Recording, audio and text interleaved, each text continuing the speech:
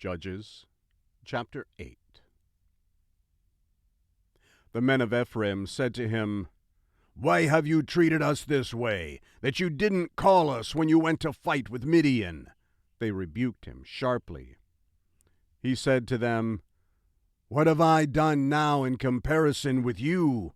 Isn't the gleaning of the grapes of Ephraim better than the vintage of Abiezer? God has delivered into your hand the princes of Midian, Oreb and Zeeb. What was I able to do in comparison with you?" Then their anger was abated towards him when he had said that. Gideon came to the Jordan and passed over, he and the 300 men who were with him, faint, yet pursuing. He said to the men of Succoth, "Please give loaves of bread to the people who follow me, for they are faint, and I am pursuing after Zebah and Zalmunna, the kings of Midian." The princes of Succoth said, "Are the hands of Zebah and Zalmunna now in your hand, that we should give bread to your army?" Gideon said, "Therefore, when the Lord has delivered Zebah and Zalmunna into my hand, I will tear your flesh with the thorns of the wilderness and with briars." He went up there to Penuel, and spoke to them in the same way, and the men of Penuel answered him as the men of Succoth had answered. He spoke also to the men of Penuel, saying, "When I come again in peace, I will break down this tower." Now Zebah and Zalmunna were in Karkor, and their armies with them, about 15,000 men, all who were left of all the army of the children of the east, for there fell 120,000 men who drew the sword.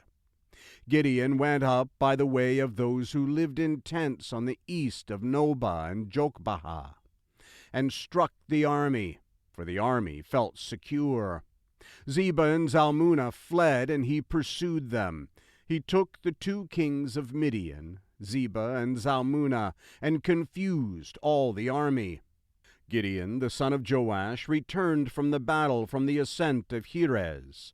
He caught a young man of the men of Succoth, and inquired of him, and he described for him the princes of Succoth and its elders, 77 men.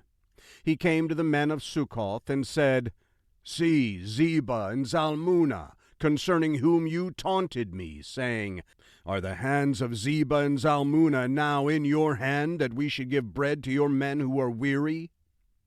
He took the elders of the city, and thorns of the wilderness, and briars, and with them he taught the men of Succoth. He broke down the tower of Penuel, and killed the men of the city. Then he said to Zebah and Zalmunna, 'What kind of men were they whom you killed at Tabor?' They answered, 'They were like you. They all resembled the children of a king.'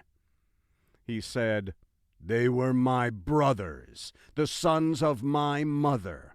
As the Lord lives, if you had saved them alive, I would not kill you.' He said to Jether, his firstborn, 'Get up and kill them.'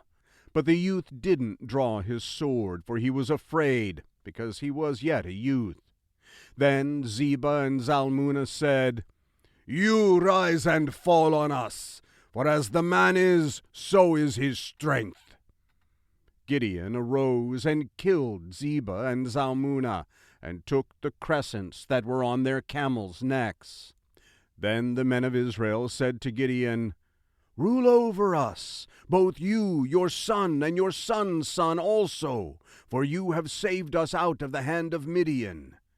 Gideon said to them, 'I will not rule over you, neither shall my son rule over you. The Lord shall rule over you.' Gideon said to them, 'I do have a request, that you would each give me the earrings of his plunder.' For they had golden earrings, because they were Ishmaelites. They answered, 'We will willingly give them.' They spread a garment, and every man threw the earrings of his plunder into it.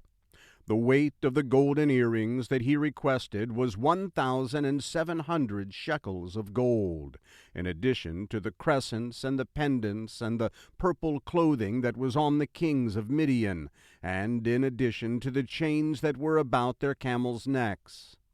Gideon made an ephod out of it, and put it in Ophrah, his city. Then all Israel played the prostitute with it there, and it became a snare to Gideon and to his house. So Midian was subdued before the children of Israel, and they lifted up their heads no more. The land had rest 40 years in the days of Gideon. Jerubbaal the son of Joash went and lived in his own house. Gideon had 70 sons conceived from his body, for he had many wives. His concubine, who was in Shechem, also bore him a son, and he named him Abimelech. Gideon, the son of Joash, died in a good old age, and was buried in the tomb of Joash his father, in Ophrah of the Abiezrites. As soon as Gideon was dead, the children of Israel turned again and played the prostitute, following the Baals, and made Baal-berith their god. The children of Israel didn't remember the Lord their God, who had delivered them out of the hand of all their enemies on every side. Neither did they show kindness to the house of Jerubbaal, that is, Gideon, according to all the goodness which he had shown to Israel.